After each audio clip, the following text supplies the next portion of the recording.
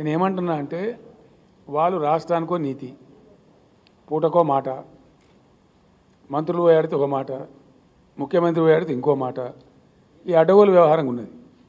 దాని మీద నేనేమన్నా అంటే నేను ఫస్ట్ టైం ఆయన నైట్లో కలిసిన, ఈవినింగ్ టైం ఇచ్చిండు, కలిసినాం ఆయన ఇంటికాడ. మంచిది మాట్లాడదాం రండి, చూద్దాం పోమని నార్మల్గా నేను చెప్పిన కాదండి, నేను ఇదే పనిగా వచ్చిన, దయచేసి నేను 3 రోజులు అన్నా ఉంటా, అధికారులను పిలవండి మాట్లాడదాం, స్పష్టత వస్తుందని చెప్పిన. నెక్స్ట్ డే నేను చెప్పిన, మీరు ఒక సంవత్సరానికి మా తెలంగాణ నుంచి ఎన్ని వడ్లు కొంటారు, ఎంత బియ్యం కొంటారు, మా టార్గెట్ ఇవ్వండి, దాని ప్రకారం మేము రైతులకు చెప్పుకుంటాం. ఎందుకంటే వాళ్ళు పంట మార్పిడి చేయండి అని ఉత్తరాలు రాస్తారు, ఇన్సెంటివ్స్ ఇవ్వండి అని ఉత్తరాలు రాస్తారు, మళ్ళీ తప్పించుకుంటారు. పంట మార్పిడి చేయమనేమో కేంద్రం ఉత్తరాలు రాస్తుంది, ఎఫ్సిఐ తీసుకుంటామంటుంది, కేంద్రం తీసుకోనంటుంది. పెద్ద కన్ఫ్యూజన్ ఉంది. ఈ కన్ఫ్యూజన్ మంచిది కాదు, మీకు మంచిది కాదు, మాకు మంచిది కాదు, వేరే రైతులకు మంచిది కాదు. కాబట్టి దీన్ని దూరం చేయమని మేము స్పష్టంగా అడిగినాం. వారు నాకు మంత్రి గారు నాకు చెప్పింది ఏంటంటే GOMలో పెట్టి, గ్రూప్ ఆఫ్ మినిస్టర్స్ కమిటీలో పెట్టి తేల్చి మీకు వారం లోపల తెలియజేస్తున్నారు. 50 రోజులు గడిచిపోయింది. ఈ లోపల ఇక్కడ కొత్త డ్రామా మొదలుపెట్టిండ్రు. అది పనికి మేళన తేలిపోయింది. ఇప్పుడు తప్పించుకొని పోయినప్పుడు అది విడిచిపెట్టిండ్రు. యాసంగిలో వరి వేయండి, దాని మీద ఉన్నదా రాష్ట్ర బీజేపీ? లేదా? State question. మేము అర్థం కాని భాషలు అడుగులేం కదా. అది చెప్పిన తర్వాత వేరే విషయం మాట్లాడుతుంటారు. మీకు నిజాయితీ ఉంటే, చిత్తశుద్ధి ఉంటే, రైతుల మీద ప్రేమ ఉంటే ఫస్ట్ అది చెప్పు. యాసంగిలో వరి వేయమనేది పిలిపించినావో దాని మీద ఉన్నవా లేవా? State question. మేమేం కన్ఫ్యూజన్ పెడతలేము. లెటర్ రాస్తాం, కలిసిన మాట్లాడిన మస్తుగా జరిగింది. మొన్న ఢిల్లీకి పోయి 3 రోజులు 5 రోజులు అందుకే ఉన్నా కదా. కాబట్టి ఇప్పుడు లెటర్ రాస్తాం, పంపిస్తాం, వారి కార్యాలయానికి పంపిస్తాం, రసీదు కూడా తీసుకుంటాం. ఇప్పుడు మీరు మాట్లాడే తెలియదు అనంటే నాకు అర్థం కాదు. మీరు రాయాలి, పొద్దున పేపర్లు రాదా, ఇప్పుడు ఎలక్ట్రానిక్ మీడియాలు రాదా? గంటలో కూడా ప్రధానమంత్రి టేబుల్ మీదకి పోతుంది, మంత్రి గారి టేబుల్ మీదకి పోతుంది. దాని మీద రియాక్ట్ కావాలా? డెమోక్రసీలో ఒక రాష్ట్రానికి సంబంధించినటువంటి 100 పైచీలకు ఎమ్మెల్యేలు, ఎమ్మెల్సీలు, ఎంపీలు మొత్తం ధర్నా కూర్చున్న తర్వాత మేము స్పందించము, ప్రజలు నిర్ణయిస్తారు. ఒక్కరండి. నేనేమంటున్నా అంటే కోర్స్ ఆఫ్ యాక్షన్ కదా. భారతీయ జనతా పార్టీ ద్వంద్వ ప్రమాణాలు కాకుండా, కేంద్ర ప్రభుత్వం ద్వంద్వ వైఖరి కాకుండా స్పష్టంగా మీ రాష్ట్రం నుంచి ఎంత తీసుకుంటామనే టార్గెట్ చెప్పేదాకా కేంద్ర ప్రభుత్వాన్ని వెంటాడుతూనే ఉంటాము. అన్ని వేదికల మీద ఆల్ పాసిబుల్ ఎవెన్యూస్లో కొట్లాడుతూనే ఉంటాం.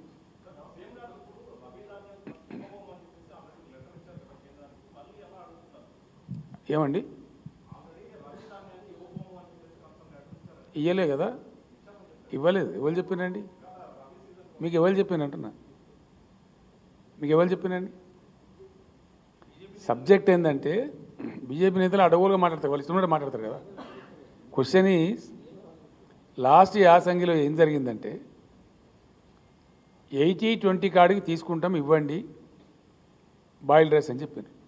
80% బాయిల్డ్ రైసు, 20% రా రైస్ తీసుకుంటాం. దాని ప్రకారం లెక్కలు కట్టి మన సివిల్ సప్లైస్ కార్పొరేషన్ 50 లక్షల టన్నుల బియ్యం ఇచ్చారు. దానిలో 24 తీసుకొని ఇంకో 26 ఎగబెట్టారు. ఆ ధర్మిలానే నేను పోయినప్పుడు వారు నాతో ఏమంటారంటే, మేము బాయిల్డ్ రైస్ తీసుకోము, మీరు కూడా సప్లై చేయము అని అండర్టేకింగ్ ఇవ్వండి, ఇస్తేనే ఇప్పుడు 24 లక్షలు తీసుకుంటాం, మిగిలిన 26 లక్షలు తీసుకుంటాం, లేకపోతే తీసుకోము. అప్పుడు నేను ఏం చేయాలా? మంచిదండి మీరు తీసుకోమని చెప్తున్నారు కదా, మేము కూడా స్పష్టంగా రైతులకు చెప్తాం అదే మాట, కింద మీ పాలసీ మా పాలసీ ప్రజలు నిర్ణయిస్తారు రేపు టైం వచ్చినప్పుడు అని చెప్పి అండర్టేకింగ్ ఇవ్వమని చెప్పిన నేను అధికారులకు. పాత యాసంగిది కాబట్టి అది వదిలించుకోవాలి కదా, మేము ఆ బరువు పోవాలి కదా, బ్యాంక్ ఇంట్రెస్ట్ మా మీద పడుతుంది కదా. బాయిల్డ్ రైస్ నువ్వు తీసుకున్నాను, ఓకే మేము సప్లై చేయం, అంతే కదా. యాసంగిలో వచ్చేది బాయిల్డ్ చేయాల్సి వస్తుంది రైస్, టెంపరేచర్స్ పెరుగుతాయి కాబట్టి. కానీ బాధ్యత రహితంగా ప్రవర్తించింది ఎవరండి?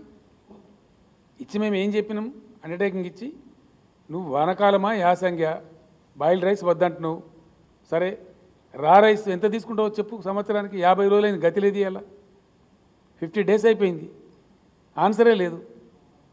ఒక రాష్ట్ర ముఖ్యమంత్రి పోయి 2 సార్లు కలిసి అడిగితే 50 రోజులకు సమాధానం రాకపోతే ఏమనుకోవాలా? దాని తర్వాత ఆ రాష్ట్ర పార్టీ అధ్యక్షుడు మీరు వరే వేయండి మెడలు తొడలు అని మాట్లాడితే ఏమనుకోవాలా? అంటే రాజకీయ డ్రామానా? ప్రజలతో ఆటలాడతారా? ఇదేం పద్ధతి అని నాకు అర్థం కాదు. ఒక్కరు ప్లీజ్, ఒక్కరండి.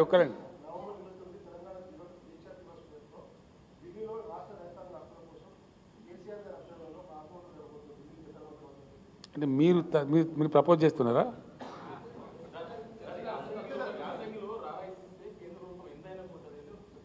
ఎవరు చెప్తున్నారండి? బీజేపీని అడగాలి కదా మరి మీరు. నేను ఏమంటున్నా అంటే రైసే ఎంత తీసుకుంటావు? నేను ఏమంటున్నా ఎంత తీసుకుంటావో చెప్పు కదా నువ్వు ఫస్ట్. నువ్వు చెప్పకు, నువ్వేం నువ్వు చెప్పంటే ఏమనంటే నాకు అర్థం కాదు. కానీ నీ రైసో బో రైసో బాయిల్ రైస్ తీసుకున్నాను ఓకే, మిగిలిన రైస్ ఎంత తీసుకుంటావో చెప్పు. Why are you not answering? నేను ముఖ్యమంత్రిని కదా ఓ రాష్ట్రానికి, నేనే స్వయంగా అడిగినా కదా. 50 రోజులకు కూడా దిక్కులేదు ఎందుకు నాకు అర్థం కాదు. రాజ్యం వెళ్తున్నావా లేకపోతే ఏం చేస్తున్నావు? 50 days హ్యావ్ గాన్. మళ్ళీ మధ్యలో వచ్చి కూడా డ్రామా.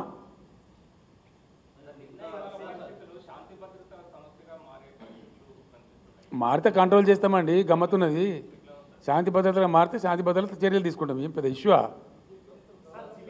ఇష్యూ అనే?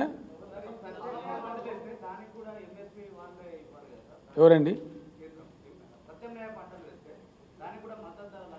నేనేమంటున్నా అంటే అది నెక్స్ట్ నేను నా స్టేట్మెంట్లో క్లియర్గా చెప్తాను మీకు చాలా స్పష్టంగా. వరి ధాన్యం సంగతి తేలితే మిగతా దాని సంగతి నేను మీకు స్పష్టంగా చెప్తాను.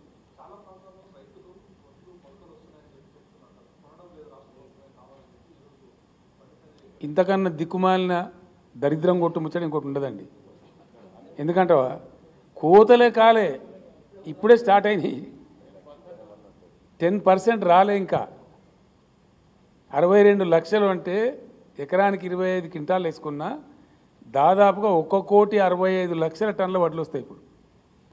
అందులో సేకరించింది ఓన్లీ 9 లక్షల టన్నులే. ఇంకా ఎమ్మెల్యేల ఫోటోలు వస్తున్నాయి, మీ పేపర్లో ఫోటోలు ఇస్తాను రోజు. కొనుగోలు కేంద్రం ప్రారంభించిన ఎమ్మెల్యే, మంత్రి, ఎంపీ, జిల్లా కలెక్టర్ రోజు పేపర్లో ఫోటోలు వస్తున్నాయి. ఇప్పుడే జస్ట్ బిగిన్ అయింది అది. మీరు చెప్పేది చెప్పకుండా అడగోలు జమాబందీ చెప్తాము అంటే వినడానికి సిద్ధంగా లేరు. మిమ్మల్ని ఎందుకు నిలదీస్తున్నారు నల్గొండలో జనం? ఏం కారణం? ఎందువల్ల మేము నిరసన వ్యక్తమవుతుంది? ఏం కారణం చేత అవుతుంది? ఇంకా మాకు సిగ్గు లేదు, తిట్టినా పడతాం, కానీ అదే మాట్లాడతాం. నడవదు, తెలంగాణలో నడవది. ఎవరు వద్దన్నారండి? ఎవరు వద్దన్నారు? రైతులు అడగద్దా డెమోక్రసీలో? అరే టీఆర్ఎస్ కార్యకర్తల రైతులు లేరా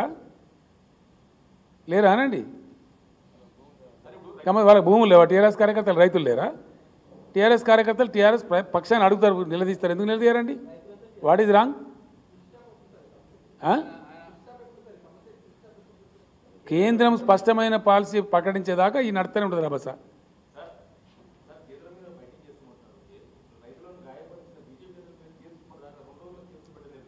పెట్టిండ్రండి, చాలా కేసులు పెట్టిండ్రు. మీరు చూడబోతారు కదా రేపు రాబోయే రోజులలో. నేను పంపుతానే నాకు అర్థం కాదు. నిన్ను జైలుకి పంపుతా, నన్ను జైలుకి పంపుతా అని మెదడలేని మనుషులు మాట్లాడతారు. ముఖ్యమంత్రి జైలుకి పంపుతాడా? నాకు అర్థం కాదు. న్యాయం, చట్టం ఉంటుంది, కోర్టులు ఉంటాయి. ఏం చర్య తీసుకొని కోర్టులు ఆలోచిస్తాయి.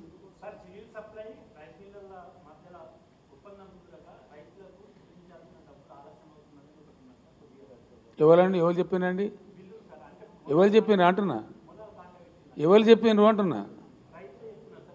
ఎప్పుడో ఇచ్చింది కాదని నాకు అర్థం కాదు. ఇస్తూనే ఉంటారు, 2 రోజులకు 3 రోజులకు 4 రోజులకు పోతూనే ఉంటాయి డబ్బులు. మన రాష్ట్రంలో జరిగేంత మంచి పేమెంట్ ఇండియాలో ఎక్కడ జరగదు. 100% బ్రహ్మాండంగా డబ్బులు ఇస్తున్నారు, ఇస్తాం. అంత శక్తి రాష్ట్ర ప్రభుత్వానికి ఉంది.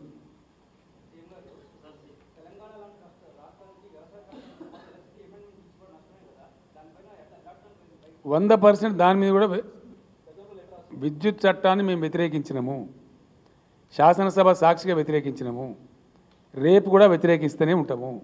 వి will fight 100%. The fight continues, fight doesn't stop. 100% తీర్మానం చేస్తాం. 100%. నల్ల చట్టాలు రైతులకు వ్యతిరేకంగా ఉన్నాయి, రైతు ప్రయోజనాలను కాలరాసే విధంగా ఉన్నాయి, కంటిన్యూ చేస్తాం ఫైట్, ఖచ్చితంగా ఫైట్ చేస్తాం, ఇడిచిపెట్టే ప్రశ్నే లేదు. ఎవరు చెప్పినండి స్టాండ్ లేదని? ఎవరు చెప్పినండి స్టాండ్ లేదని? అది కాదండి, నేను అనేది ఎవరు చెప్పిన స్టాండ్ లేదని. లోక్సభ మా నామా నాగేశ్వరరావు మీ కళ్ళ ముందే ఉన్నారేడా, రాజ్యసభలో వీరున్నారు. అవుట్ రైట్గా వ్యతిరేకించినాం మేము లోక్సభలో. రాజ్యసభలో 100 సార్లు మా వ్యవసాయ శాఖ మంత్రి గారు 100 సార్లు వ్యతిరేకించండు, ఒకసారి కాదు. మాకు స్టాండ్ లేదని కూడా తలమాసిన సన్న ఎట్లా అంటాడండి? అసెంబ్లీలో తీర్మానం చేసినాం, విద్యుత్ చట్టానికి వ్యతిరేకంగా అసెంబ్లీ తీర్మానం చేసినాం మేము. అదేవిధంగా వ్యవసాయ చట్టాలను కూడా వ్యతిరేకించడాన్ని లోక్సభలో, రాజ్యసభలో, దెన్ మా వ్యవసాయ మంత్రి కనీసం 100 సార్లు వ్యతిరేకించాం, 100 టైమ్స్. ధర్నా కూడా చేసినాం పెద్ద ఎత్తున.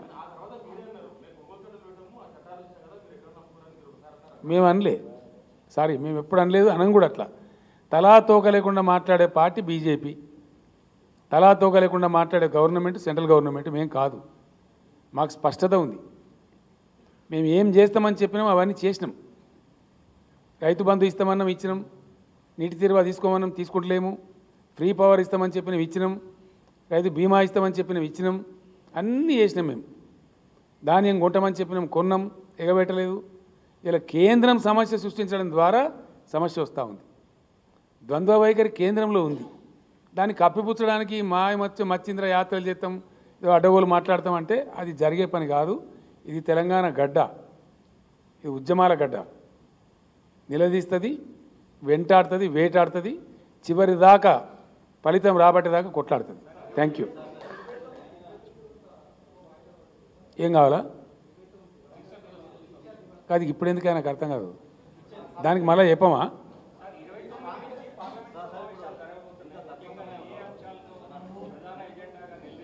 ఇంతకన్నా ఎక్కువ రైతుల అంశమే.